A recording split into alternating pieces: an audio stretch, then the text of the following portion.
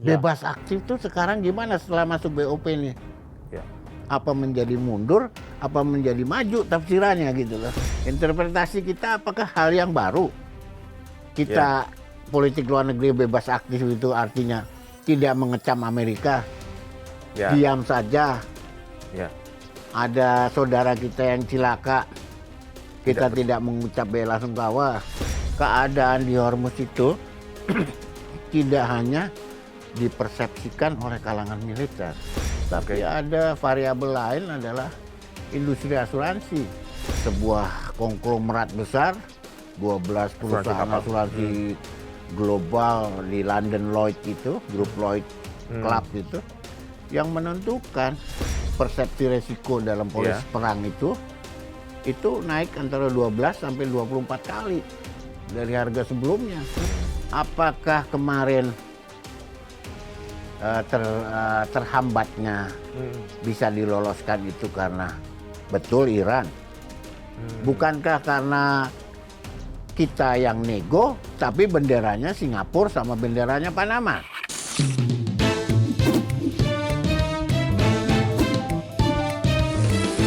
To the point aja.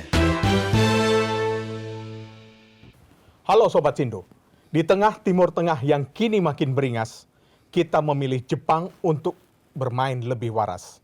Diplomasi senyap memang terlihat sangat berkelas, mengamankan rantai ekonomi dari ancaman sang proksi, atau sekedar menghindar karena takut mengambil posisi. Kita akan membedahnya bersama Direktur Eksekutif Center for Diplomasi Jakarta Strategic Intelligence yang juga mantan diplomat, PLE Priyatna. Kang Play, terima kasih telah hadir di To The Point aja. Terima kasih, sama-sama, selamat sore. Kang Play, To The Point aja. Apakah lawatan Presiden Prabowo ke negeri matahari ini merupakan manuver cerdas, belajar pragmatis ekonomi dari Tokyo, atau bukti sah kita mengekor poros Amerika di Asia Pasifik? Ya, terima kasih. Jadi keberangkatan PS Presiden ke Tokyo, menurut saya harus dicermati dari sisi bagaimana melihat sense of urgency ini. Business as usual atau sense of urgency-nya ada nih. Oke. Kalau kita anggap persoalannya ada di Timur Tengah, pertanyaannya kenapa ke Jepang? Kan gitu. Nah, kita melihat ada satu konteks keadaan ya. Kita hanya melihat sekarang lobby menyelesaikan masalah Timur Tengah atau mencari solusi mengenai Timur Tengah hanya langsung Iran, kemarin dibuka Pakistan, dibuka Mesir, dibuka lagi Turki. Pintunya. Atau seperti Kang Islah ya, Mbak Dewi juga tekankan keras-keras, pergilah ke Amerika, gedor Trump. Itu menurut saya kontekstual gitu loh. Rasional, kalau istilah beliau kan rasional. Ini punya rasional gitu. Tapi di sini makanya tadi saya lihat, ini kok persoalannya di tengah, di barat, kenapa perginya ke timur gitu loh. Sen kiri kenapa beloknya kanan. Ya kan, jadi dengan segala hormat kita melihatnya sesuatu yang saya tidak mengerti alam pikiran strategis yang ada ketika persoalannya seperti itu, Kang. Masalah di Timur Tengah yang memulai ada di barat, Washington DC. Kok kenapa datangnya ke Jepang sekarang ini gitu loh. Itu yang menurut kalau saya. kita datang ke Amerika, sebagaimana banyak yang menyarankan ya Kang Play ya, dengan keberadaan Indonesia sebagai anggota Board of Peace, yang mana ketuanya adalah Donald Trump, apa yang bisa kita lakukan dalam hal ini? Karena selama ini tampaknya kita ngambil sikap diplomasi diam-diam saja. Betul. Menurut saya justru di situ dapat dua hal sekaligus. 2 pulau mendayung, dua pulau terlampaui. Satu, kalau kita betul anggota BOP, harusnya dia kan terima Trump. Atau kita menguji ini sebetulnya gimana message BOP ini. Iya kan? Kita membedah. Selama ini serius nggak sih di BOP-nya, kan itu ketahuan. Iya. Di tengah situasi yang kritis menurut saya, ini adalah momen yang paling menarik. Kita harus bisa menggedor pintu orang gitu. Gedor pintunya, Washington bagaimana penilaiannya. Ini kalau saya minta ketemu sana ke DC, kami mau bicara mengenai masalah perdamaian, sebagaimana kita sepakat di BOP, bagaimana ini Pak? Berani nggak gitu? Nah itu kan bisa dipersiapkan dari mulai Kementerian Luar Negeri, Kedutaan Besar RI di Washington DC, dari Lubesnya dilibatkan untuk melobi pejabat di sana. Kalau presiden nggak mau, bisa nggak lompat ke kongresmen Demokrat. Kalau Republikan nolak, cari Demokrat. Cari misalnya Chris Murphy yang begitu keras mengenai Trump. Jadi sebetulnya banyak hal yang bisa dikerjakan kita untuk juga turut gitu merasakan gejolak yang terjadi. Dan di sini sangat jelas mengamankan kepentingan 280 juta. Tuh. Warga kita yang tergantung dari stabilitas yang diciptakan di Timur Tengah gitu loh. Iya kan? Di sini ada suplai rantai pasok yang akan terganggu. Ya. Tidak hanya soal minyak, nanti soal pupuk, soal pangan, soal helium gas yang ternyata itu menjadi material penting untuk semikonduktor sama chips. Jadi banyak sekali aspek yang variabel non-militer yang kita harus amankan nih. Atau jangan-jangan ketakutan rantai pasok yang terganggu ini karena sudah ada penandatanganan perjanjian perdagangan resiprokal dengan Amerika, Kang Ble. Iya, perjanjian itu kalau tidak salah saya lupa, ada klausulanya yang bagi kita, bila mana dalam 60 hari kita tidak sependapat, kita bisa mengajukan revisi, mengajukan penundaan atau hal yang lain. Nah ini juga nggak kelihatan kan? Ada nggak siapa yang melangkah membahas momen waktu pendek yang ada itu kemarin sampai sekarang, merubah atau merevisi apa bergerak untuk merevitalisasi ini menjadi kepentingan kita gitu. Itu juga nggak kelihatan kan? Apa Menko Hartarto, CS dengan kelompok yang lain. Ini kan nggak kelihatan juga gitu. Artinya Kang Ble ngelihat diplomasi kita masih sangat lemah sekali. Diplomasi kita sangat wait and see. Wait and see. Oke. Oportunis gitu. Apakah posisi kita itu justru terkunci oleh langkah kita sendiri, Pak Ble? Karena gini, kita tuh sebenarnya kan kalau orang bilang non-blok ya, mewarisi dulu sejak zaman dulu. Artinya kita bisa bersikap independen terhadap siapapun gitu ya. Nah mungkin karena masuk BOP, kemudian langkah kita menjadi ya ngambang dan ragu-ragu gitu. Gimana Pak Ble? Ya, menurut saya jadi kita membuat interpretasi baru, penafsiran baru mengenai politik luar negeri. Kan lucu nih. Itu yang memang kan? mengundang pertanyaan banyak orang. Mengundang pertanyaan seperti itu kan? Iya. Apakah ini redefinisi polugri? Ya. Karena kalau kita menggunakan pakem lama, berdasarkan panggilan konstitusional kita, preambul amanat konstitusi Undang-Undang Dasar 45, kemerdekaan adalah hak segala bangsa, penjajahan harus jelas dihapuskan. Itu jelas sekali. Itu alinea pertama lagi. Alinea pertama yang harus dibawa. Ya, bawa mulai dari masalah penculikan Maduro di Venezuela, agresi militer ke Iran, ya kan? AS dan itu, komplot itu, dan lakukan pembunuhan politik menurut saya tidak bisa diterima sama sekali ini modus ini. Ini cacat global dari Zionisme yang harus dibasmi itu. Nah, ini kan lucu tadi. Interpretasi kita apakah hal yang baru? kita politik luar negeri bebas aktif itu artinya tidak mengecam Amerika, diam saja. Ada saudara kita yang cilaka, kita tidak mengucap bela sungkawa, tidak turut. Jadi justru kita dibenturkan pada hal yang sangat fundamental kan. Bebas aktif tuh sekarang gimana setelah masuk BOP nih?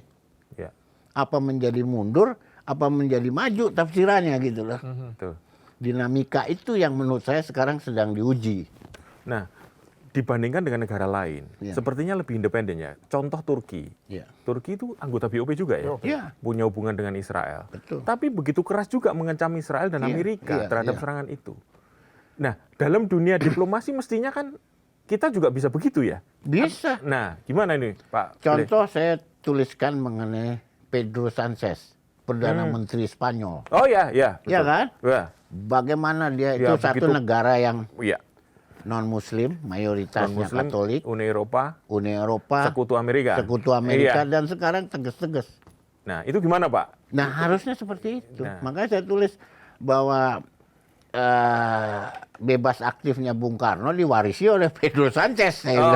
Oh gitu ya? Malah diwarisi oleh Pedro Sanchez gitu. Karena keberanian beliau mencari celah bahwa tidak boleh ada agresi dari yang melanggar piagam PBB maupun melanggar hukum internasional. Tentu Erdogan sudah mengukur resiko. Karena Erdogan tuh kan vokalis juga di dunia. Di samping dulu ada Mahathir sama yang era itu. Nah, setiap sikap kepala negara yang mewakili 280 juta ini kan juga sebenarnya udah dihitung risikonya gitu ya. Nah, kalau kita terlalu memihak kepada kepentingan luar negeri, tentu akan berhadapan dengan diplomasi publik yang ada di sini gitu ya. Nah, sekarang kan orang desakan untuk keluar dari BOP kan sangat kuat. Nah, ini gimana Pak? Contoh yang paling aktual adalah penandatanganan ART RI KS. Apa nggak nurutnya kita? Apa nggak kita menjadi baik? We are the good boy gitu kan?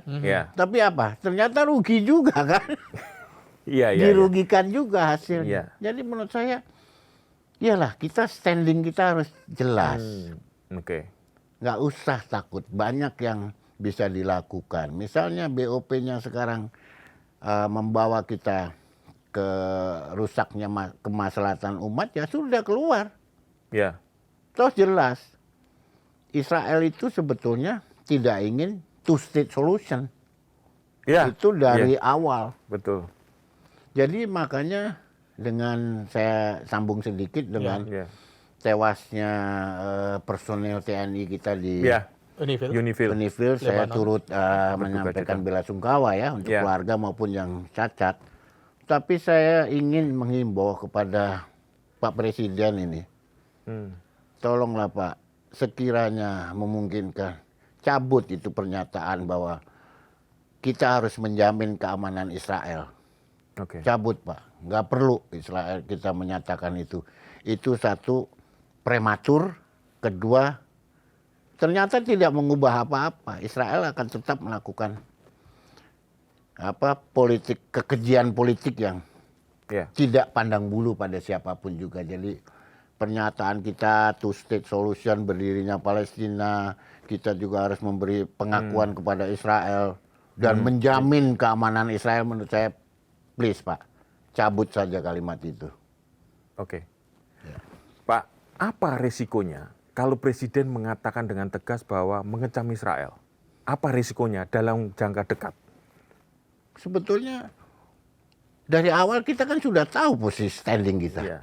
Bahwa kita berseberangan dengan Israel. Betul. Kita berkawan dengan Palestina. Kita bersaudara dengan Palestina. Itu jelas.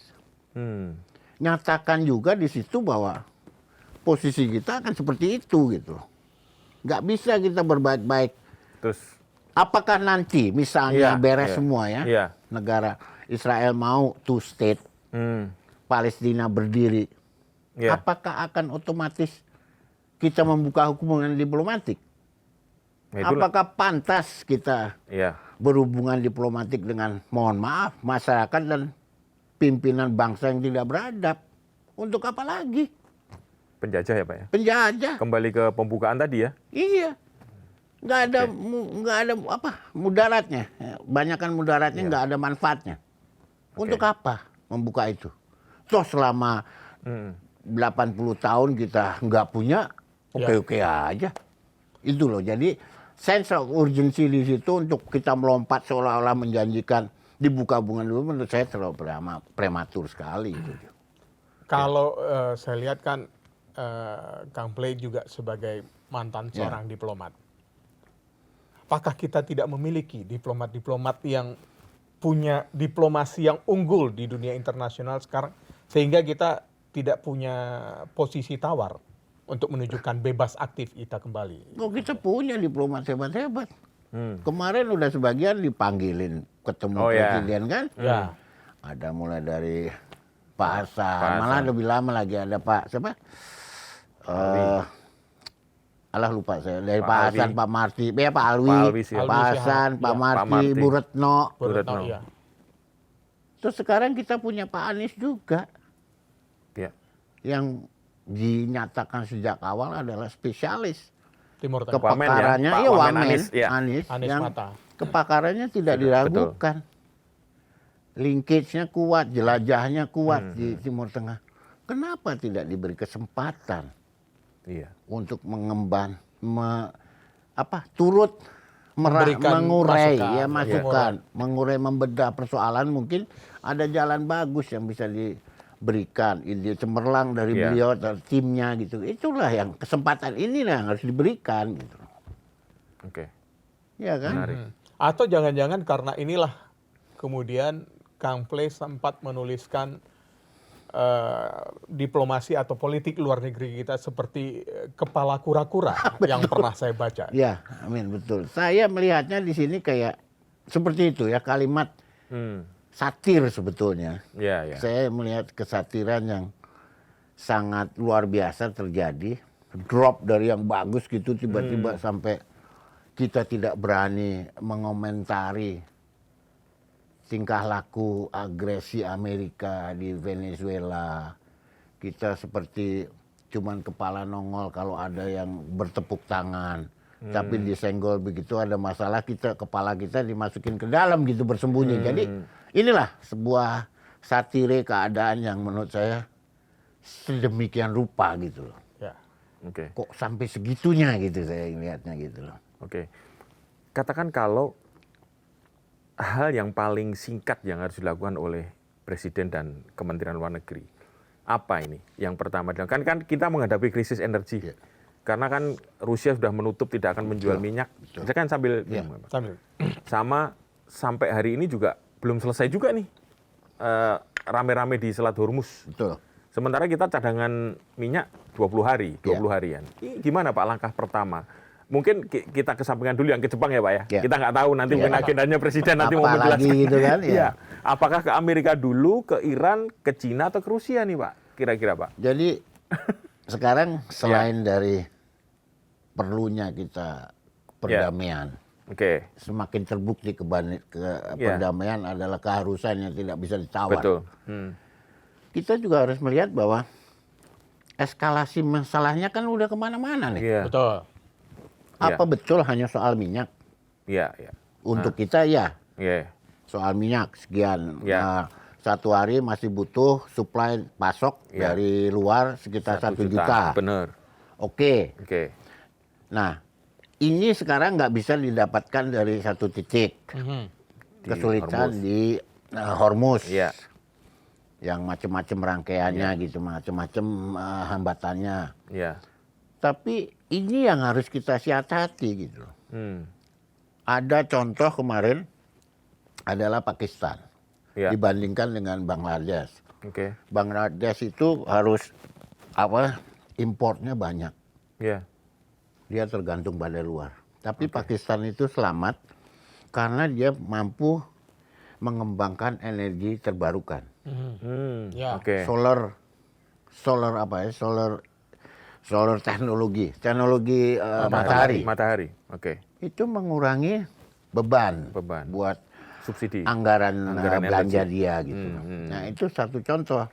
Kita punya Ya. juga kenapa nggak dikerjakan kemarin-kemarin di Ya. PR gitu loh. Oke. Kan contoh yang paling ekstrim adalah tenaga surya itu Betul. memang membuat listrik menjadi murah kan, kita Ya, juga betul. bayar. Nah itu kenapa nggak dikembangkan gitu loh. Contoh satu variabel ya. Ya. Eskalasinya kan sudah berkurang kalau di situ bisa. Ya, betul. Digantikan dengan energi terbarukan semacam Ya. energi matahari gitu ya, Ya. untuk menggantikan yang ketergantungan Fosil. pada fossil oil Iya, itu iya, yang begitu besar pada minyak kan. Iya. Ini satu gitu. Iya. Jadi ke depan itu memang kita jauh, Oke. tapi kita terlibat karena eskalasinya. Oke. Eskalasinya mempengaruhi Betul. nanti pasok Rantai pupuk, pasok, rantai pupuk, pasok pupuk, pangan, energi. pangan, energi Iya, itu segala betul. macam. Penerbangan. Iya. Nah itu Iya. kita bagaimana membuat satu kebijakan yang direct flight misalnya hanya dari Garuda ke Amsterdam bisa, ke Eropa bisa, ke tempat lain bisa, tapi yang ke Timur Tengah bagaimana misalnya? Nah itu loh. Contoh gitu ya, bagaimana mengelola kisruh ini untuk menjadi kita juga punya standing yang kuat gitu, kompak secara nasional gitu. Nah, kalau kita lihat apa yang terjadi di Timur Tengah, karena kita sangat bergantung katanya di Selat Hormuz kita nggak bisa lewat. Tapi Menteri Iran saja menyebut mereka tidak melakukan penutupan di Hormuz. Betul. Jadi apa sebenarnya yang terjadi di sana? Jadi Menteri Luar Negeri Abbas Araghchi itu memang sudah menyatakan kan, kami tidak menutup Selat Hormuz. Selat Hormuz. Kapal-kapal ragu untuk menyeberang di situ karena Anda menunjuk pada Amerika yang memulai perang. Kami di sini kami tidak memulainya. Betul itu satu. Artinya keadaan di Hormuz itu tidak hanya dipersepsikan oleh kalangan militer, tidak hanya dipersepsikan oleh para jenderal di Teheran maupun di Amerika di Teluk ya. Tapi ada variabel lain adalah industri asuransi. Industri asuransi yang besar, sebuah konglomerat besar, 12 perusahaan asuransi global di London Lloyd itu, grup Lloyd Club itu, yang menentukan. Kami punya persepsi risiko kalau di Hormuz seperti ini. Kapal kalau tidak seperti itu kan diumumkan tanggal 3, kalau dalam 72 jam tidak Anda bayar polis asuransi baru yang naik, kapal Anda tidak bisa bergerak, tidak boleh merapat ke pelabuhan, tidak boleh mengangkut muatan, mengangkut komoditi. Jadi asuransi yang menentukan rangkaiannya ke bawah. Jadi kalau tidak ada jaminan asuransi, tidak bisa kemana-mana ya? Tidak bisa. Tidak bisa menaikkan barang, menurunkan barang. Menurunkan barang. Bahkan berlabuh pun nggak bisa? Nggak bisa. Oke. Itu loh kekhawatirannya. Sangat, dan itu sekarang menjadi sangat esensial karena harganya polis persepsi resiko dalam polis perang itu naik antara 12 sampai 24 kali dari harga sebelumnya. Berarti harga premi baru naik Premi 24 baru kan, kali maksimal. Makanya kemarin ada contoh, barangnya cuma seharga 120 juta, tapi asuransinya bisa 1,8, 3,8 miliar dolar gitu loh. Ngeri kan ini? Di mana? Akhirnya itu yang sebenarnya tidak membuat kapal-kapal ini bergerak. Tidak berani juga, mereka memang ada aturan yang tidak bisa memberikan kapal itu untuk bergerak tanpa proteksi asuransi. Dan itu ratusan kapal yang terjebak di Hormuz. Di Hormuz misalnya sehari ada 200, Pak. Ya kan? 200 kapal stranded. Iya. Satu kapal harus misalnya tadi bayar 2 juta dolar. Sudah 2 juta dolar, ya. Kalau ada 200 saja udah 400 juta dolar. Wow. One day, satu hari. Satu hari ya? Wah, makin kaya nih konglomerat asuransi Iya. yang berpusat di London itu. Pusat di London itu, ya mudah-mudahan dia bagikan ke Iran juga gitu loh. Iya kan? Mudah-mudahan dibagikan ke Mudah-mudahan. Iran. Itu termasuk 2 kapal Pertamina yang ada di sana berarti? Nah, kapal Pertamina ini juga Ya. saya ingin me-appeal nih, menghimbau Oke. pada pemerintah. Satu, lebih transparan lah Pak. Hmm. Pertamina ini SDM SDM. atau Pertamina shipping yang ada di kantornya di Singapura itu, di Temasek Avenue itu yang lebih transparan lah, akuntabel. Transparan di soal apa nih? Di soal identitas kapal. Oke. Kapal ini yang namanya Pertamina Pride Mhm. dan satu lagi Gam Suntoro itu. Ya. Pertamina Pride itu ternyata berbendera Singapura. Gam Suntoro yang pertama satu ini berbendera Panama. Oh. Saya sebutkan ada IMO-nya, saya lupa gitu. Oke. Oke. Dua-duanya ada IMO-nya. Nah, ada lagi satu kapal yang sama namanya Gam Suntoro, Mm-mm. hanya call sign-nya yang berbeda, IMO-nya sama. Ini kapal yang mana gitu loh. Oke. Yang diurus oleh Pertamina Shipping ini yang mana? Apakah memang kapal untuk kebutuhan Itu dia. minyak Indonesia Ya, atau seperti satu, ini dari sisi kapal ya, benderanya, Oke, flagnya oke. seperti itu. Kedua, komoditinya, muatannya apa? kan. Ya. Milik siapa? Milik siapa? Siapa yang beli? Oke. Kenapa Pertamina Singapura yang beli? Pertamina Shipping yang dari kantor Singapura. Apakah kemarin terhambatnya bisa diloloskan itu karena betul Iran? Bukankah karena kita yang nego, tapi benderanya Singapura sama benderanya Panama? Itu juga lucu kan? Oke. Kapalnya itu. Terus ketiga, apakah karena kurang bayar asuransi polisi yang baru yang harus bayar 33 M? Jadi ini tolonglah Pak, transparan gitu. Berikanlah kepada publik ini transparansi yang detail gitu sehingga kita tidak menduga-duga. Ya. Jelaskan saja persoalannya apa gitu kan. Saya juga tulis, tolong Pak Bahlil, bukalah diplomasi pintu belakang gitu di bawah koordinasi SDM gitu. Iya. Jangan semuanya nanti bicara seperti ini gitu. Kemlu bicara, KBRI sudah melakukan komunikasi ya, bukan pertemuan, bukan perbincangan yang lain, tapi dia bilang Kemlu sudah mendapatkan green light. Iya, ada kabar itu. Habis itu buzzer banyak sekali di medsos yang bikin pakai AI segala macam, kapal sudah berlayar, Sudah melintas. sudah melintas. Ini kan Dikawal pasukan Iran. janganlah kita itu mengkreasi kebohongan-kebohongan gini. Berikanlah informasi yang betul. Satu, kementerian yang bertanggung jawab, SDM, berikanlah. Jangan diserahkan pada buzzer. Oke. Untuk membuat gambar dengan animasi AI segala macam, AI segala macam itu kan Pasti ketahuan ya, Pak? pasti ketahuan. Kayak sekarang kan saya buktiin tuh. Ya. Saya lacak coba dari Ternyata identitas nggak ada. IMO aja sudah berantakan. Sudah salah ya? Jadi tolong nih pemerintah, berikanlah publik ini informasi yang benar dari satu titik yang benar. Iya. Ada satu nih, Pak, informasi. Katanya memang ada kapal minyak Iran yang ditahan di sini oleh Bakamla karena diduga ada pencemaran lingkungan gitu.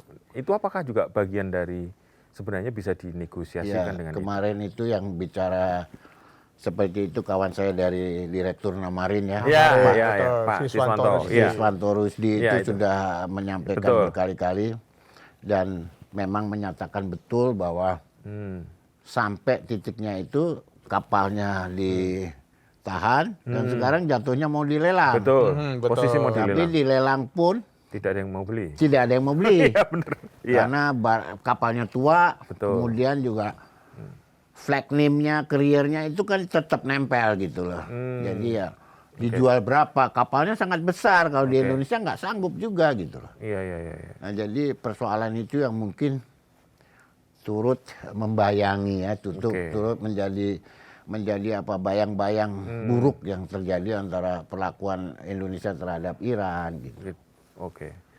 Nah, tadi Kang Plate sempat menyebutkan Menteri Bahlil untuk melakukan diplomasi pintu belakang ke Iran. Iya.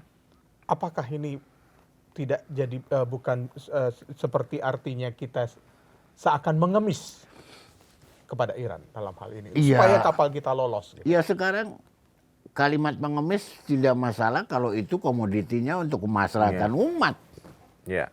Lakukanlah kalau memang itu 280 juta warga kita ini dipermudah, diuntungkan dengan masuknya minyak itu, do your best gitu kan. Tapi di mana letak wibawa bebas aktif kita jadinya kalau Ya kita artinya pintu belakang itu kan tidak berarti kita ngemis 100%.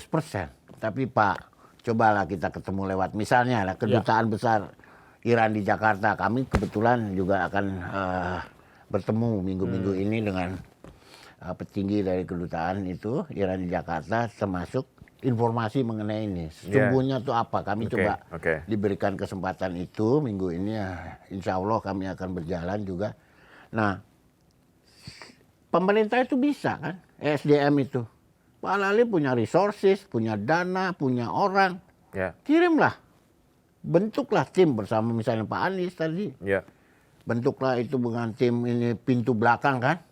Gedornya itu nggak ngetarain sebagai lebih pertemanan, sebagai second track diplomasi. Atau backdoor channel yang dilakukan, jadi lebih relax gitu. Dan saya rasa ini efektif di banyak tempat gitu. Itu wajar ya? Second track diplomasi itu wajar? Wajar. Memainkan tokoh-tokoh yang bisa diterima oleh Iran. Tokoh-tokoh yang bisa diterima. Termasuk misalnya Pak JK atau yang lain-lain itu ya Pak? Iya.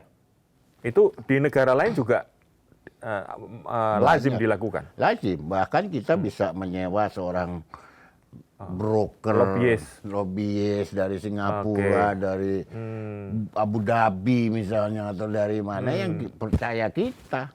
Dan memiliki akses kepada barang ini yang kita mau perjuangkan.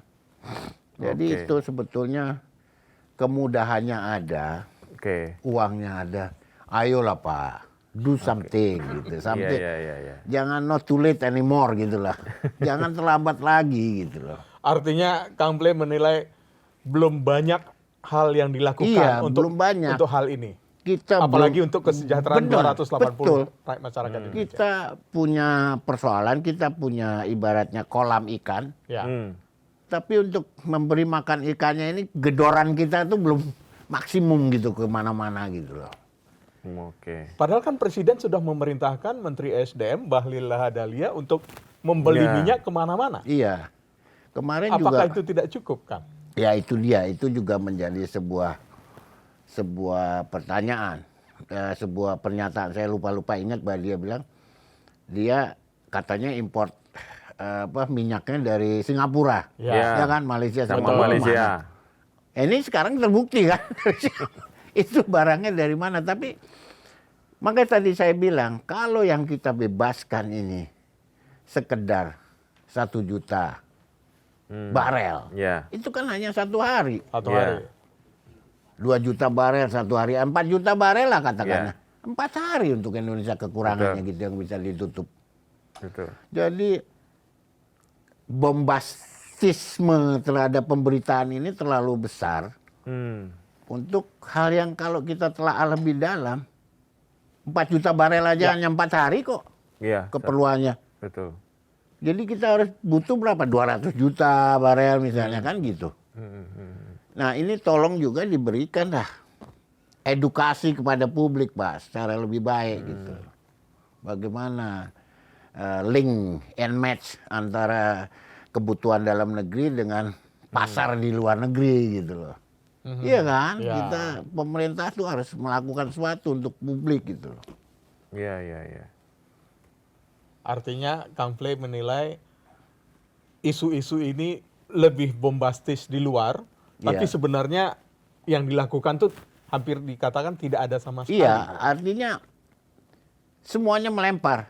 Yang ngomong ini melempar ke Pertamina, SDM Pertamina melempar ke SDM.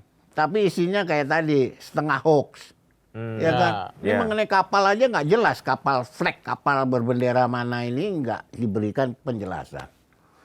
Jumlah komoditi yang diangkut oleh kapal yang akan dibebaskan ini cuma berapa?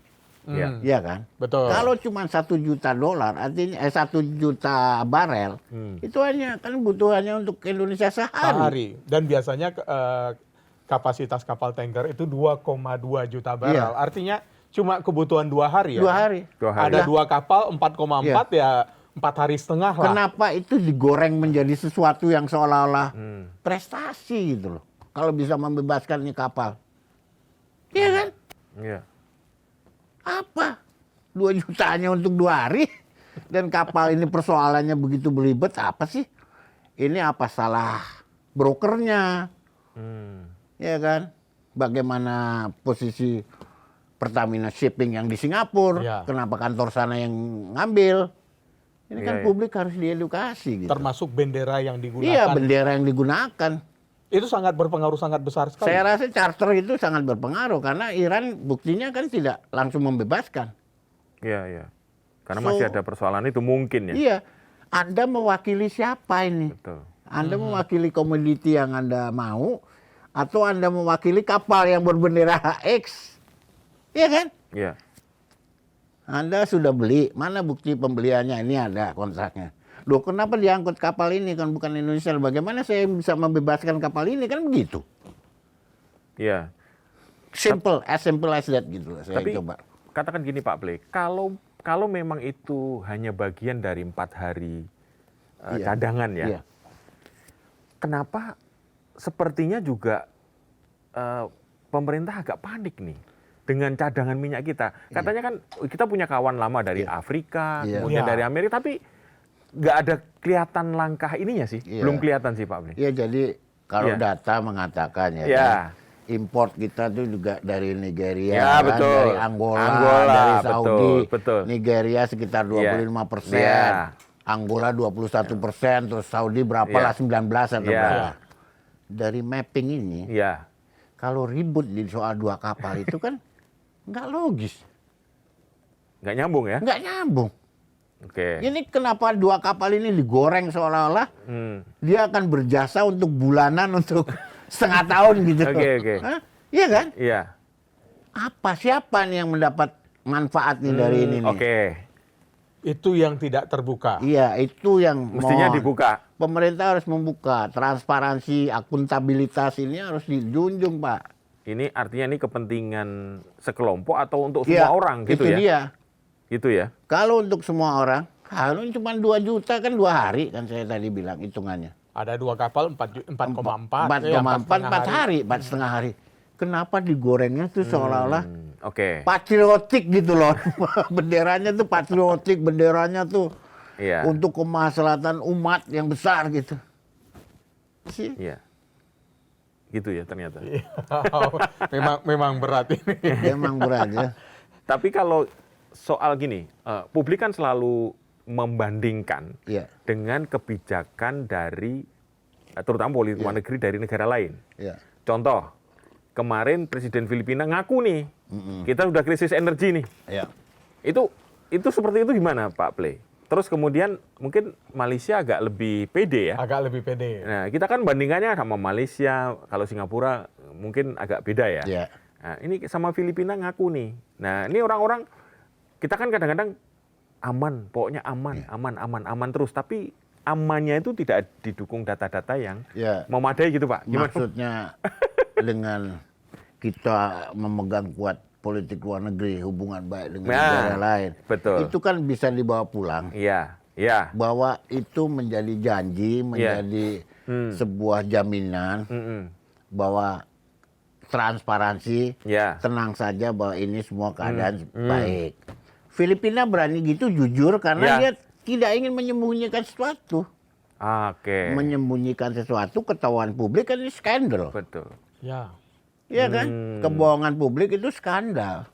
Itu bagi Filipina ya. Bagi Filipina. Mendingan saya ngomong apa adanya. Mendingan apa Rakyat betul. harus merasakan bahwa kita Dari itu awal. memang tidak punya BBM Iya. gitu. Dan dia bilang ini yang kami usahakan. Ini yang kami Oke. sedang kerjakan. Ini yang kami ikhtiarkan. Seperti ini.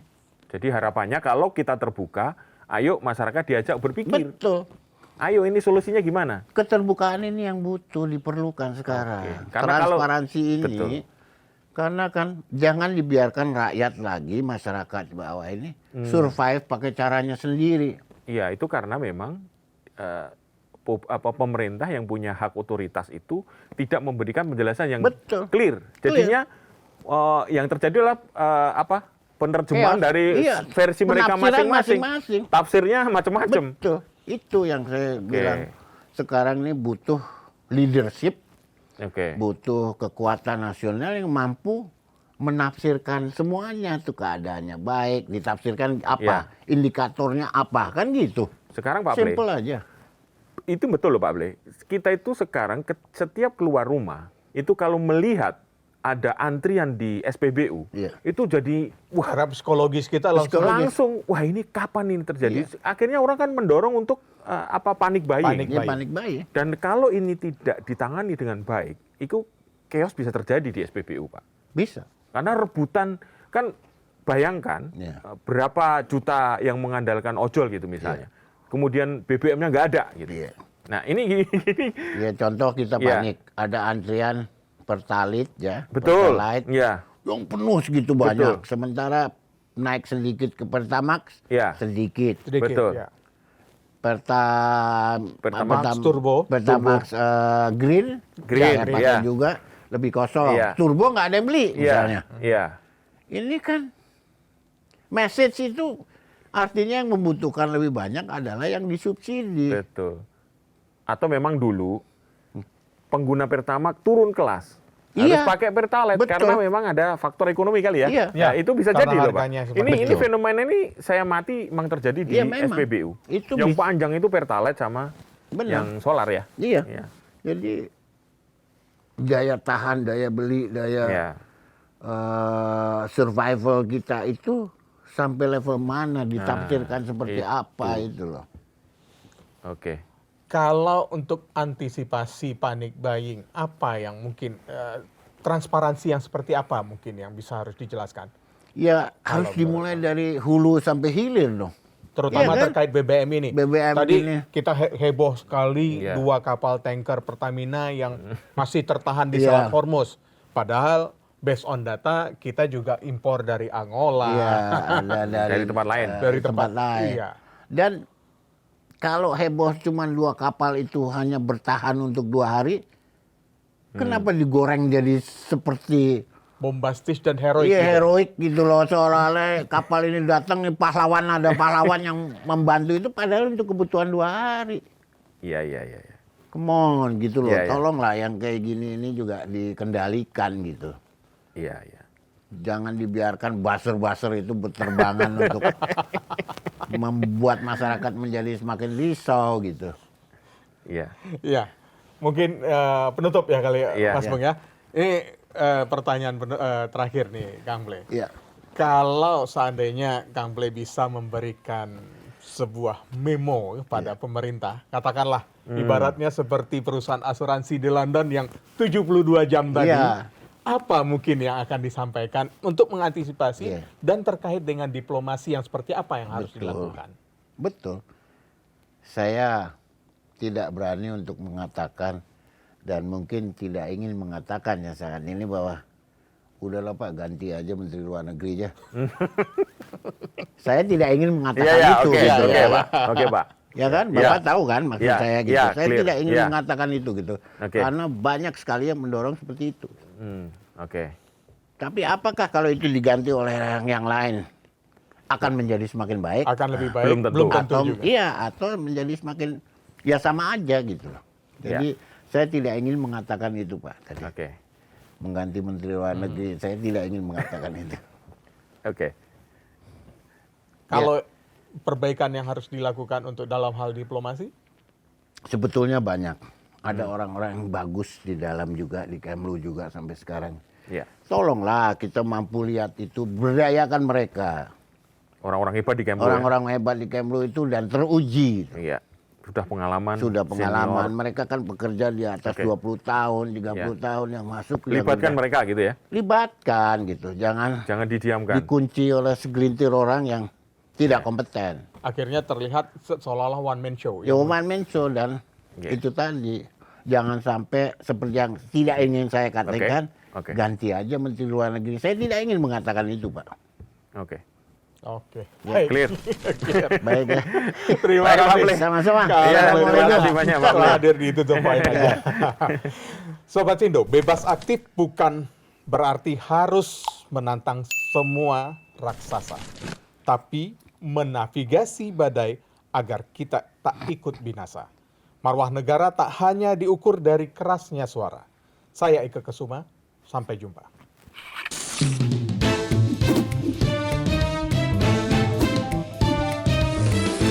To the point aja.